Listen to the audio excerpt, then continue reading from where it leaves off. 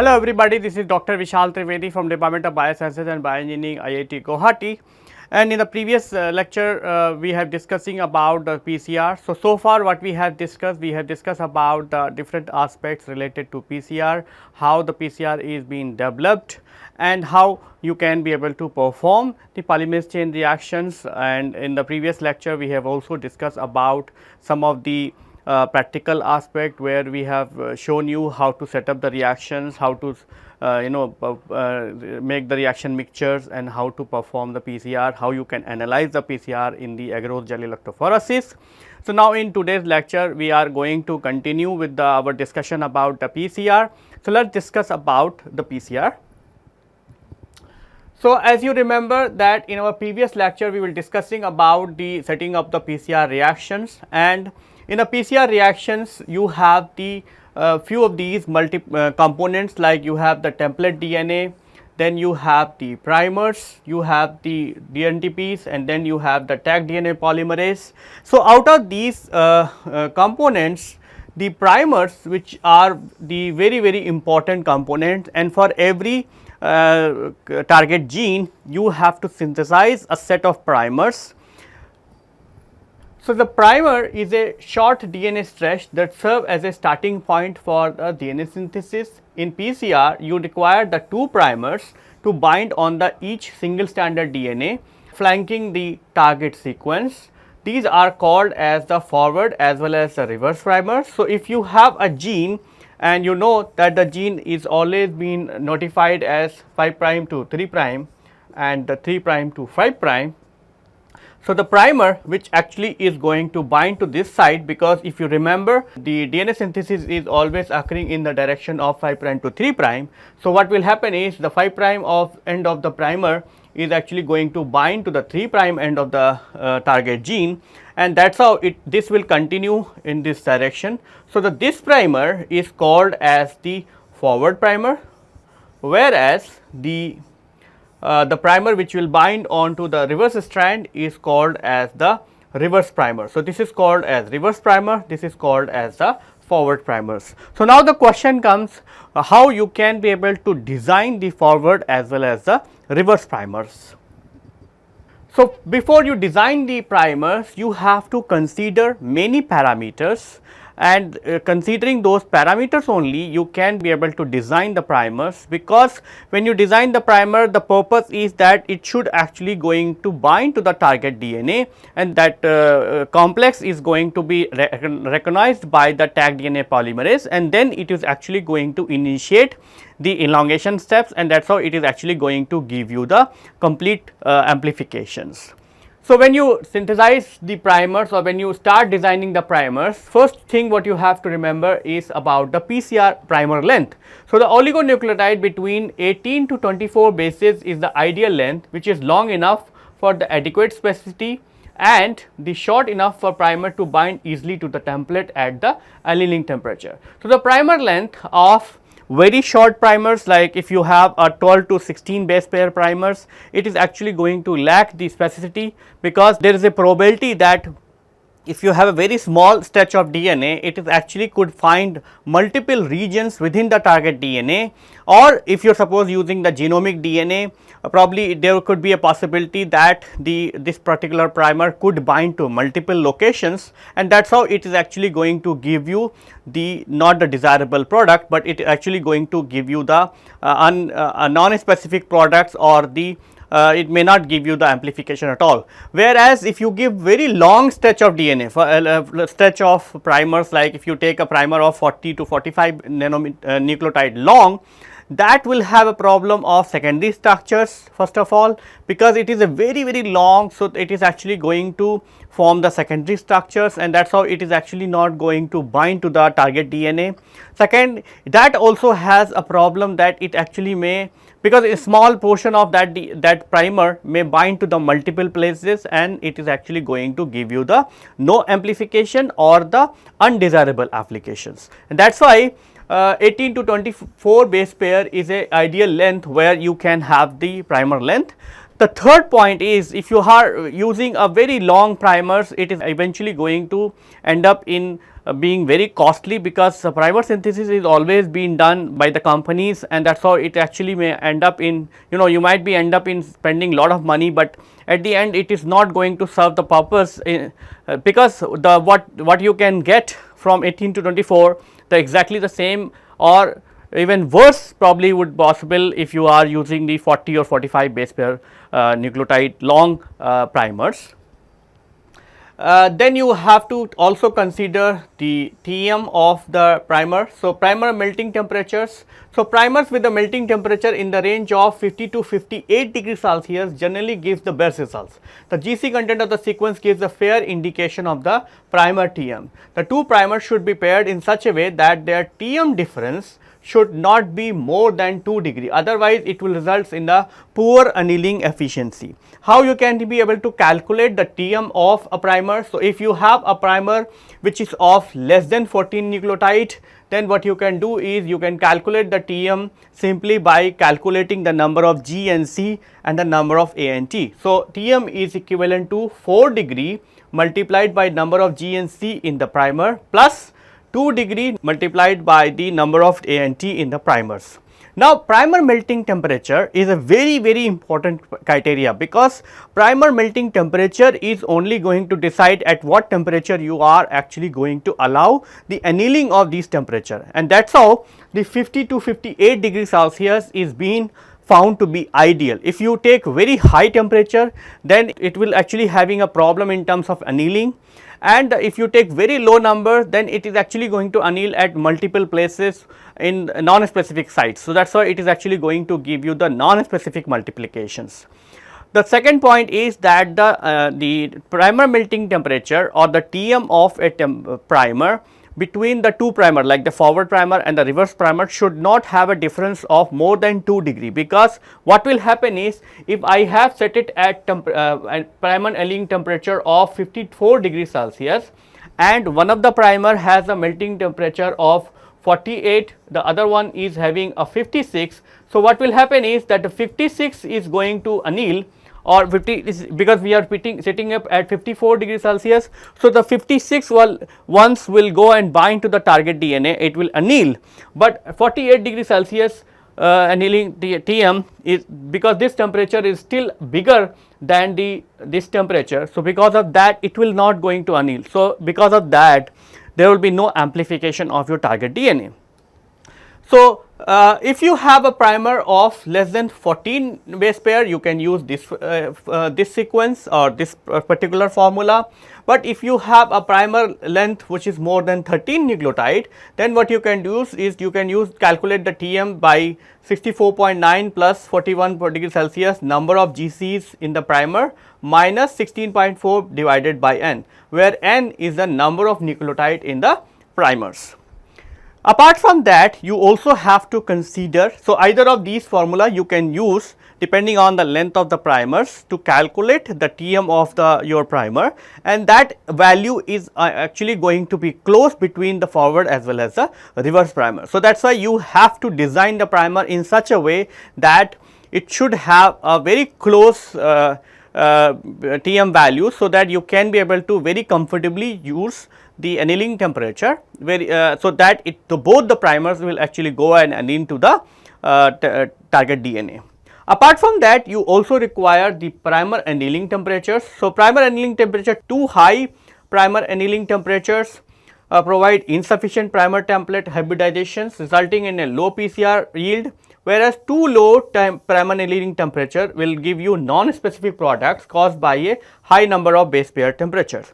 And the Tm is indirectly or directly being attached to the Ta values or the primer annealing temperature. For example, how you can be able to calculate the primer annealing temperature: 0.3 into Tm the primer plus 0.7 the primer Tm of the product minus 14.9, where the Tm primer is the melting temperature of the primers, that is the both primers, and the Tm product is the melting temperature of the product. So, these primer annealing temperature is going to be deduced once you calculate the primer melting temperature, and you can be able to calculate the melting temperature of the template as well, because if you give the template sequence into the software, it is actually going to calculate the template melting temperatures and the primer melting temperature as well, and that formula you can use, put it into this the primer annealing temperature, and that is how it is actually going to give you the annealing temperature,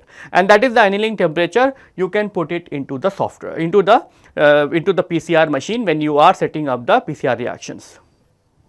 Apart from that, you also have to consider the GC content, because primer melting temperature as well as the annealing temperature is depending on to the number of G and C present in the primers, and that is why the percent GC content is also very important.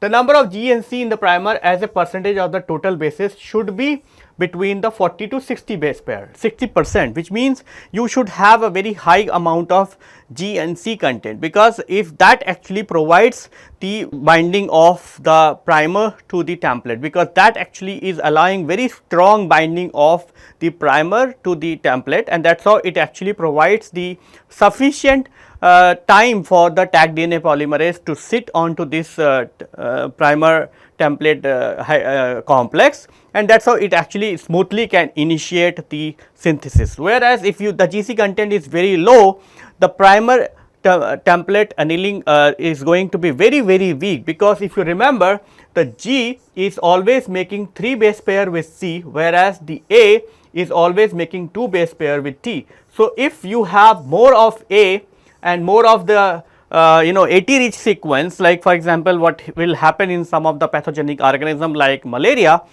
you are actually the primer template hybridization is going to be very weak. So, once the enzyme will sit and try to synthesize the DNA, it could possible that during that process the primer may actually dislodge, or the primer is binding to the template, but the hybridization is very weak.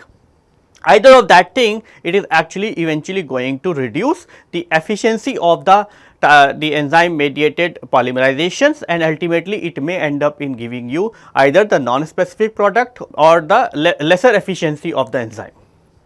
Then you also require the GC clamps. So, as the GC forms a stronger bond than the AT, the number of GC content at the 3 prime of the primer should not be more than 3, otherwise it will result in a non-specific tight binding at region where G and C are abundant. So, GC clamp is very is actually going to give you a strong binding than the AT, and because the GC clamp is, so GC clamp is required. What is mean by GC clamp is that if you have a sequence like this, something like this, so in the target DNA the sequence is going to be like this, okay. So, this is actually going to provide the binding of the primer onto into the template in a very strong way, and that is how it actually ensure that the enzyme will sit and synthesize. But if you have more of these, then it is actually going to give you the problem, because then the primer template interaction is going to be very strong. Apart from that, when you are designing a primer, you also have to consider the formation of the primer secondary structures. So, primer secondary structure arise as a result of intra or intermolecular interaction between the primer or with the primer, with the eventually reduce the yield of amplification, as the availability of single standard primer will be limited for PCR. The various types of the primer secondary structures are as follows: the hairpins. So, hairpins are the loop structure formed by the intramolecular interaction within the primer. Optimally, a 3 prime end hairpin with a delta G of 0.2 kilocalorie per mole and an internal hairpin with a free energy of -3 kilocalorie per mole is tolerated generally. So, hairpins are like a double standard DNA. So, when the primers have the internal symmetry, or when they are actually having the symmetry, they will come and close together, and that is how it is actually going to give you the hairpin like structures, like one part of the DNA is actually going to fold. So, this is the single standard primer, but it actually going to fold and it will give you a hairpin like structure. So, if this will happen, first of all it is actually going to reduce the single stranded length of the primer, and that so that it will be able to having the interaction with the target DNA or the template DNA. The second is because it having a hairpin like structure. So, if the enzyme is sitting here and trying to do the amplifications, it is actually not going to pass this particular hairpin, and as a result the hairpin is actually going to dislodge the DNA, the DNA polymerase, or it is not going to allow the DNA polymerase to go for the to the elongation phase.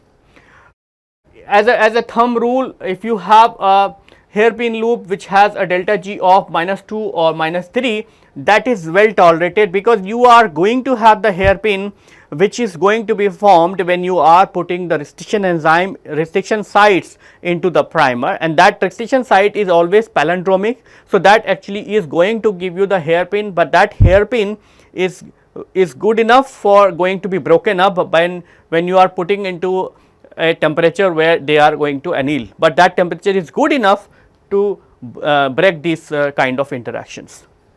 Then you are going to have the dimers. A primer dimer is a structure formed by a double stranded structure which is formed by the intermolecular interaction between the two primer.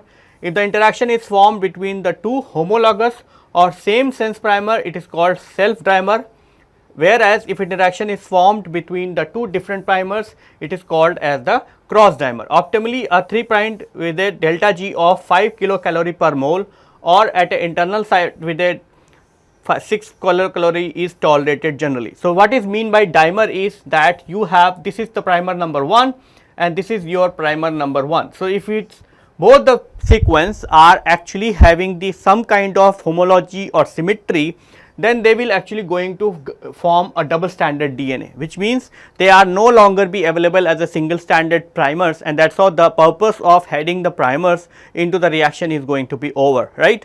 So, this could be because of that, or it could be like one is making a double stranded DNA with the second strand, which means one either making a pair with 1 or one either making a pair with 2.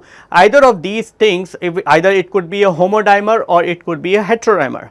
Whatever the case, it is actually going to sequester the single stranded primers, but you do not have to worry about the dimers if the delta G, which is the free energy of this primer dimer, is in the range of -5 to -6, because that is good enough. That free energy is going to be broken down once you keep these primers at a annealing temperature, because that is good enough, because when you calculate the annealing temperature, you are going to consider all these parameters, and that is how you will keep the annealing temperature in such a way that the primer will actually going to be still be able to anneal with the template, but it will not going to be anneal with the next molecule of the primer to form the dimers. Then you are going to have the repeats and the runs. So, repeats are consecutive occurrence of the dinucleotide, whereas runs are the continuous stretch of single stranded nucleotide. A maximum number of repeats and run accepted is a 4 dinucleotides or the 4 base pair respectively. Then you have the primer template homology. So, the primer should be designed in such a way that there should be no homology within the template other than the target site. This will result in a non-specific binding and the amplifications. So, these are the some of the primer secondary structures what you can see. These are the, so if you have these particular type of sequence like this is 2 primers, then you can have the hairpin loops. So, you can have the like hairpin is being formed, and this but you can see that this hairpin has a delta G of 0.16, and that is good enough when you are actually going to heat up and when you are bringing this parameter to annealing temperatures. Then this is an example of the primer dimer, where one sequence of the primer is making an interaction with the second sequence, whereas what you see is this is actually a non-acceptable primer dimers. Like in this case, what you see is that only this region where only the 3 nucleotides are making an interaction with the nucleotides present in the into the other sequence, and then rest all these sequences are very weak interactions. So, this is actually going to be broken down because you have a delta G which is minus 2.9, whereas what you see here is actually a very strong binding of involving almost 6 to 7 nucleotides, and what you see is the delta G is very high, which is like minus 9.74. So that is why this primer, when you are synthesizing, this primer is not going to be useful, because it is going to be end up in giving you the primer dimers, and that is how it is actually going to and this particular free energy is very high. So it is actually going to give you the non-specific interactions, or this primer will not give you the amplification at all. So this is just a brief overview about how to design the primers. So to explain you how to utilize the softwares, because when you want to design the primers, you can be able to use the softwares for analysis of the multiple aspects, like whether it is forming a hairpin, whether it is forming a dimers, what will be the free energy and all that. So people are using the different types of softwares both for designing the primers as well as for analyzing the primers. So let me take you to my lab, and where the students are going to explain you the different aspects of the primer designing and how you can be able to analyze those sequences to decide whether your primer is bad versus your primer is good, because that is very important, because the primer is the the crust of the whole story. If you are designing a bad primer, you are not going to get the amplification, because that is actually going to be give the starting point for your enzyme to go and sit and start the synthesis. So that is why the primer designing is very crucial and very important to understand. Hello everyone, in this video I will show you how to design the primers and analyze them. So for designing primers, first you have to identify the region of interest, your region of interest which you want to amplify from any vector or any sequence. So in second step you have to identify non-cutters. There are various softwares available, but we can use New England Biolabs NEB cutter version 2.0. After identifying non-cutters, you have to select a suitable vector in which you want to integrate this amplified region and suitable restriction sites. You will get suitable restriction sites from non-cutters. After that you can go for designing forward primer. So for understanding purpose, I gave this sequence. So I am using this sequence. I will use this sequence to design the primers and analyze the primers.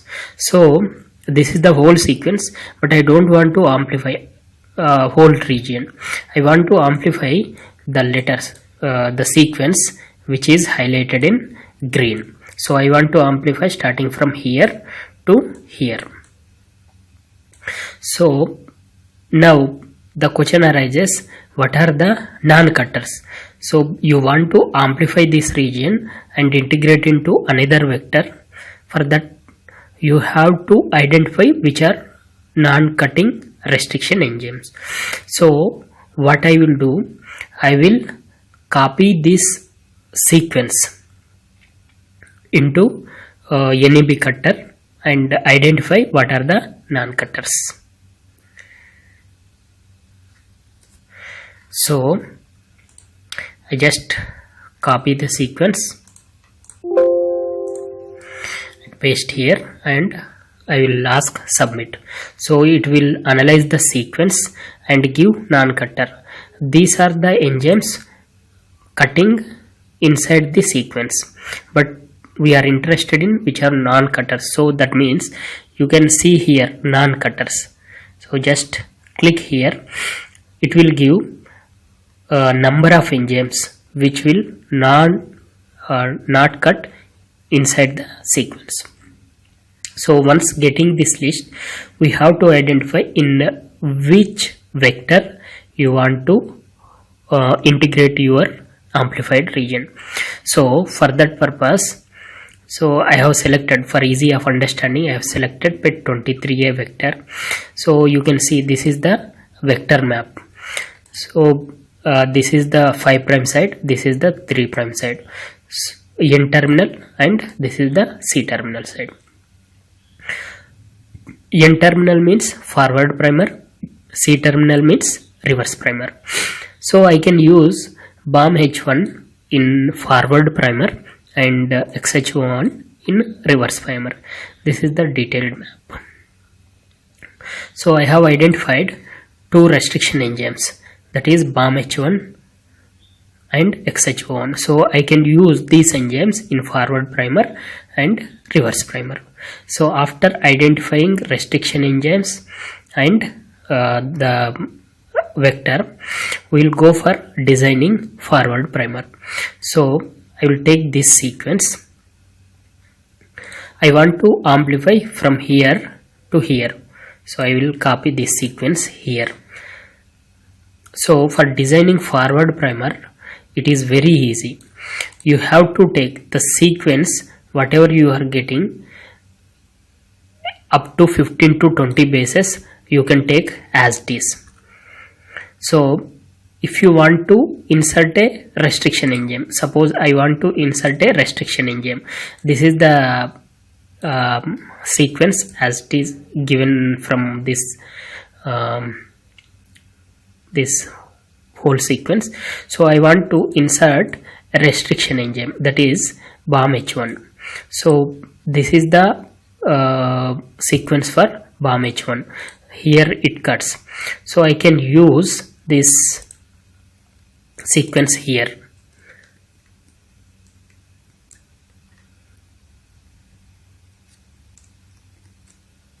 So this is our restriction enzyme. Here it will cut. So we cannot simply give like this.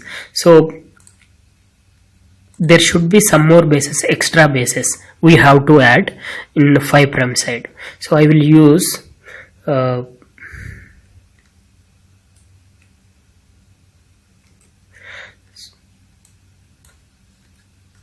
so this sequence I will use. So now this is 5 prime to 3 prime side. So this is our forward primer is ready. So after designing this forward primer, we have to analyze this sequence, so this primer. So what I will do is I just copy this sequence and I will use Oligo Analyzer software, which is specially designed for this purpose only. I will paste the sequence, just ask analyze. So here also you can see there are so many options are there, like you can analyze hairpin loop, self dimer, heterodimer. So these are the general details. What is the length and GC content, melting temperature, molecular weight. So these are normal details. I will go for hairpin loop. Is there any hairpin loops? So we can see there are number of hairpin loops. We can see different structures predicted by the software. So if you want to explore this thing, you can explore only two bases it is forming, and the delta G value is minus 0.43 kilocalorie per mole. So this is fine.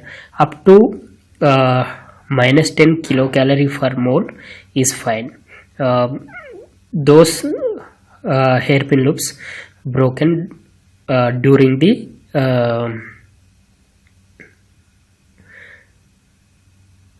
the amplification process, but above that, above minus 10 kilocalorie per mole cannot be broken. So in that case, what we will do, either we redesign the primers, or we will add 5% 1% B10 or 5% DMSO.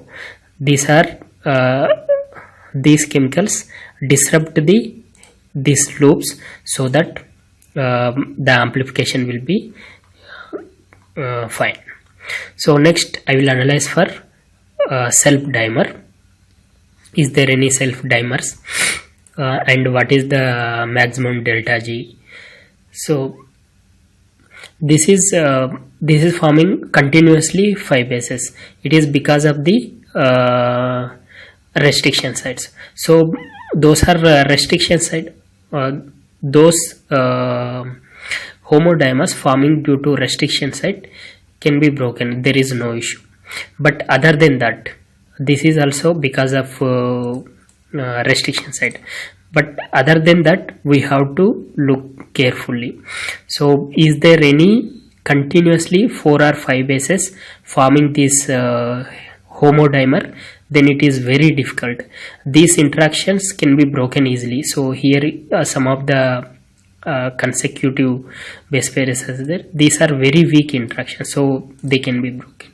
So other than that, there is no significant self dimers. So this sequence can be used. And for heterodimer, predicting heterodimer, you need a complementary sequence with reverse primer, like reverse primer you need. So that we will discuss later on. So we got our forward primer here. So it is very easy to generate forward primer. But in case of reverse primer, it is somewhat difficult, because not in terms of predicting things, it is somewhat tricky. So what I'm saying is, here we have sequence. So in case of forward primer, we just take an as it is sequence, 15 to 20 bases as it is from sequence itself.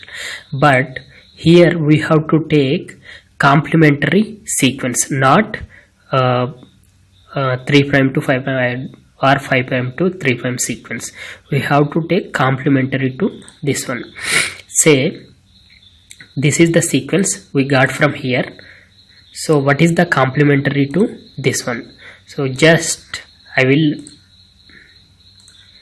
add here.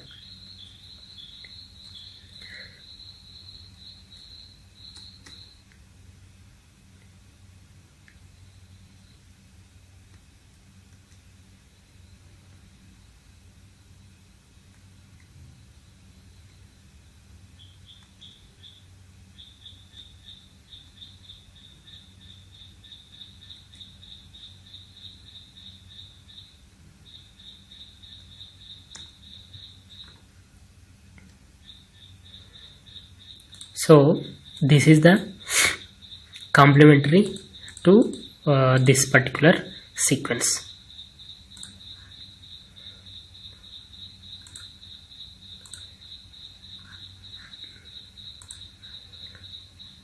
So as you can see,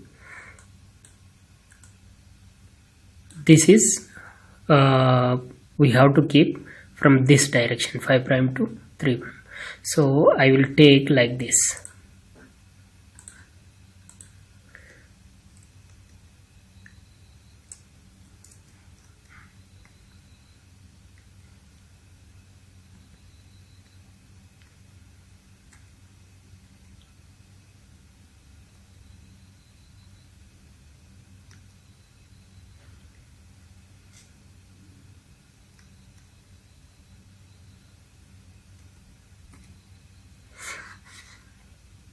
So what we have to do is, we want to insert a restriction site here. So we can insert a restriction site here directly. So in reverse primer, we wanted to insert XH1 site.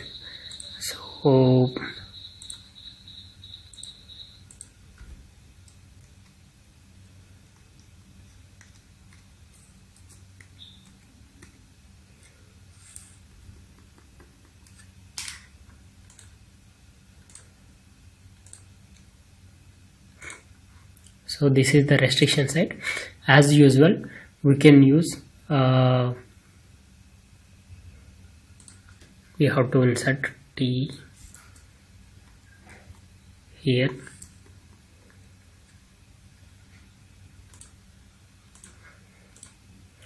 So this is the restriction site we added.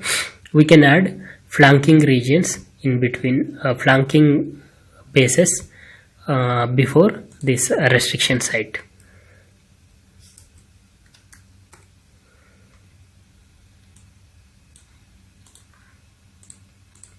So now we got our reverse primer. So we have to go through same procedure like what I have shown in case of forward primer.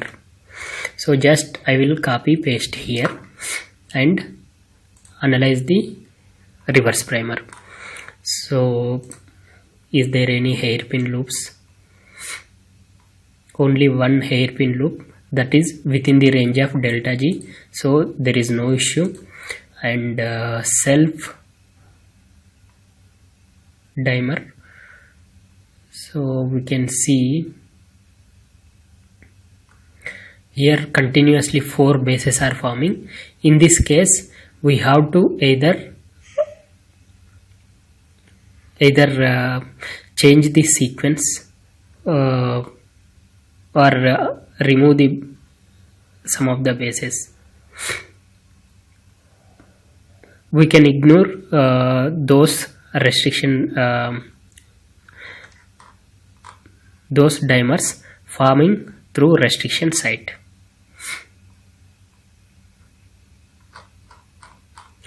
So next, heterodimer we have to analyze. For heterodimer we need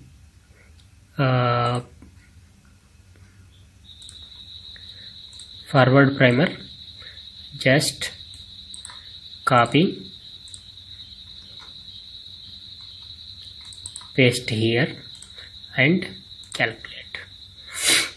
It will give is there any heterodimers. This is because of restriction site. This is also because of restriction site. This can be broken. Those which are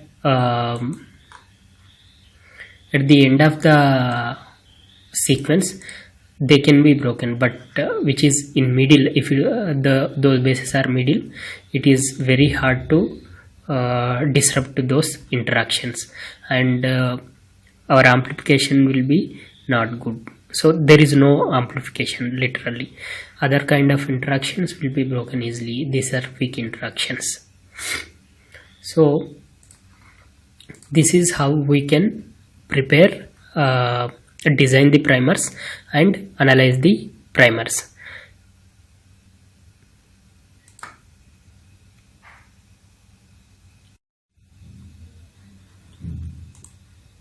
We have done all these processes for designing forward and reverse primers, but instead of doing manually, we can do it online. We just have to submit the sequence and it will return the forward and reverse primers.